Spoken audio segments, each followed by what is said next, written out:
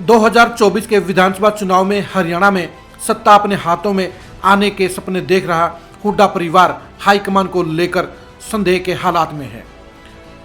हुड्डा परिवार को लगता है कि हाईकमान उनके साथ वैसा ही काम कर सकता है जो 2005 में पूर्व मुख्यमंत्री स्वर्गीय भजनलाल के साथ किया गया था। इस बात में सच्चाई है क्योंकि खुद दीपेंद्र हुड्डा ने इस बारे में अपने साथियों के साथ चर्चा की। दिन था 13 मई। रात को यमुनानगर में दीपेंद्र हुड्डा कांग्रेस के उनके खेमे के 8-9 साथियों के साथ डिनर कर रहे थे। साथियों ने उन्हें कर्नाटक की बड़ी जीत की बधाई दी तो दीपेंद्र हुड्डा ने कहा कि अगर कांग्रेस हाईकमान ने उनके पिता भूपेंद्र सिंह हुड्डा को फ्री हैंड नहीं दिया तो हरियाणा में कांग्रेस सत्ता हासिल नहीं कर पाएगी। आखिर दीपेंद्र हुड्डा को ऐसी बात कहने की जरूरत क्यों पड़ी? जाहिर सी बात है, दीपेंद्र हुड्डा का ये बयान बड़े मायने रखता है और उनकी नज़र में हाईकमान हुड्डा परिवार पर पूरा विश्वास नहीं कर रहा है और हुड्डा परिवार को लगता है कि उनको न तो फ्री हैंड दिया जाएगा और बड़ा बहुमत आने के बाद उनको सत्ता नहीं सौंपी जाएगी। आखिर क्या बात है कि हुड्डा परिवार को गांधी परिवार पर या पार्टी हाईकमान पर पूरा भरोसा नहीं है? असल बात यह है कि उदय भान को प्रदेशाध्यक्ष बनने के बाद हुड्डा परिवार को लगता था कि उन्हें फ्री हैंड मिल गया है और वो हरियाणा कांग्रेस में जो चाहेंगे वही करेंगे। लेकिन हाईकमान ने भूपेंद्र हुड्डा की संगठन की लिस्ट को 1 साल तक रोक के रखा है। हुड्डा परिवार बार बार प्रियंका गांधी, सोनिया गांधी और राहुल गांधी के पास संगठन की सूची जारी करने की गुहार लगा रहे हैं, लेकिन हाईकमान उसको हरी झंडी नहीं दिखा रहा है। हाईकमान का कहना है कि पहले संगठन के अंदर बाकी के नेताओं को भी एडजस्ट करो और पार्टी को संतुलन के हिसाब से चलाया जाए। हाईकमान को लगता है कि भूपेंद्र हुड्डा पार्टी को अनबैलेंस करके पूरा वर्चस्व कायम करके बाकी साथी नेताओं को हाशिए पर डालकर अपना ही वर्चस्व कायम करना चाहते हैं। इसलिए हाईकमान ने अभी तक भूपेंद्र हुड्डा की संगठन की सूची को हरी झंडी नहीं दिखाई है। दीपेंद्र हुड्डा का ये कहना कि हुड्डा साहब को ही जब तक फ्री हैंड नहीं दिया जाएगा तब तक कांग्रेस सत्ता में नहीं आएगी, इसका मायना यही है कि हुड्डा साहब के ऊपर हाईकमान को यानी राहुल गांधी को पूरा भरोसा नहीं है। यह शंका दोनों तरफ से है।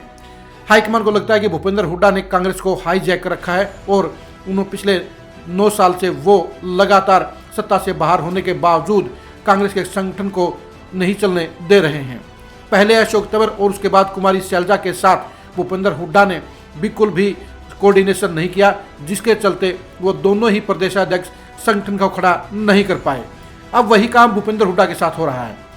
पार्टी पर प्रेशर डालकर भूपेंद्र हुड्डा ने कुलदीप बिश्नोई की जगह उदय भान को प्रदेशाध्यक्ष तो बनवा लिया, लेकिन अपने चहेते नेताओं को संगठन में एडजस्ट करने की चाहत अभी तक पूरी नहीं हो पाई है। यही कारण है कि हुड्डा परिवार गांधी परिवार को लेकर आश्वस्त नहीं है, भरोसे में नहीं है। उनको इस बात की शंका है कि अगर पार्टी को 2005 की तरह बड़ा बहुमत मिल गया तो उनके हाथ में सत्ता नहीं आएगी।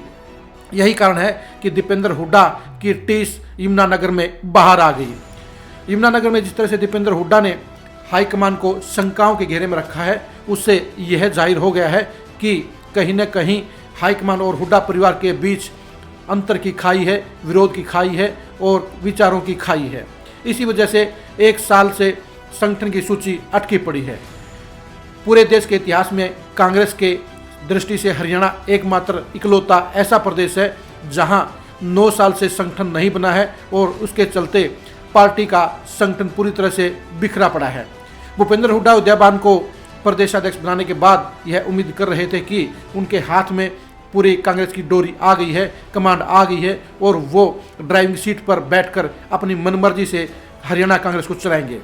लेकिन कुमारी शैलजा, किरण चौधरी और रणदीप सुरजेवाला ने तीनों ने मिलकर हाईकमान के आगे इस बात की गुहार लगाई, हाईकमान को इस बात से अवगत कराया कि अगर भूपेंद्र हुड्डा के हाथ में पूरी की पूरी छूट दे दी गई, उनको एक तरफा कमांड दे दी गई तो हरियाणा में कांग्रेस का बंटाधार हो जाएगा और भूपेंद्र हुड्डा कभी भी हाईकमान को ब्लैकमेल करके अपनी अलग से पार्टी बना लेंगे।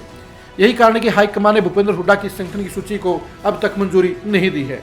इस सूची के अंदर भूपेंद्र हुड्डा ने अपने समर्थकों को ज़्यादा की पोस्टों पर रखा है, जिसके चलते हाईकमान उनकी सूची को मंजूरी नहीं दे रहा है। दीपेंद्र हुड्डा के बयान से यह साबित हो जाता है कि हाईकमान हुड्डा परिवार को लेकर अभी भी उस तरह से आश्वस्त नहीं है।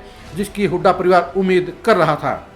दीपेंद्र हुड्डा और भूपेंद्र हुड्डा को भी इस बात का आभास हो गया है कि अगर 40 से 45 सीटें कांग्रेस को हरियाणा में आती हैं तो हुड्डा परिवार का सीएम बनने की गुंजाइश ज़्यादा रहेगी और 55 से ज़्यादा सीटें आने के हालात में उनके साथ भी वही वाकया दोहराया जा सकता है जो चौधरी भजनलाल के साथ 2005 में हुआ था।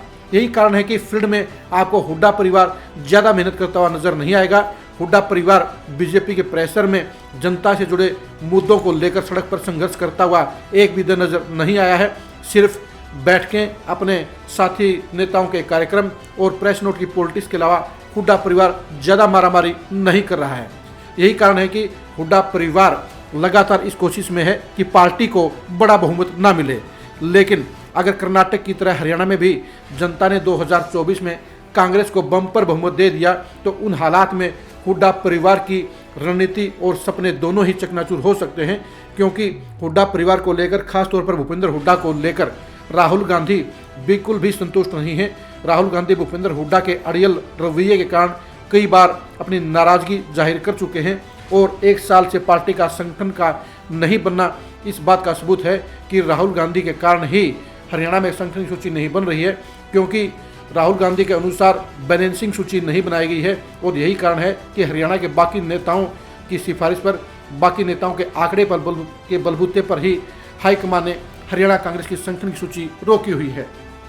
भूपेंद्र हुड्डा और दीपेंद्र हुड्डा का हाईकमान के प्रति शंकित रहना न तो उनके लिए शुभ संकेत है और 2024 में हरियाणा की सत्ता को लेकर भी कई सवालिया निशान खड़े करता है कि 2024 में अगर कांग्रेस को बड़ा बहुमत मिला तो हरियाणा में भूपेंद्र हुड्डा और दीपेंद्र हुड्डा के अलावा कोई तीसरा नेता भी सीएम बन सकता है। कांग्रेस की अंदरूनी सियासत के लिए और हाईकमान के रुख को लेकर आप लगातार खरी खरी न्यूज़ के साथ जुड़े रहिए। नमस्कार।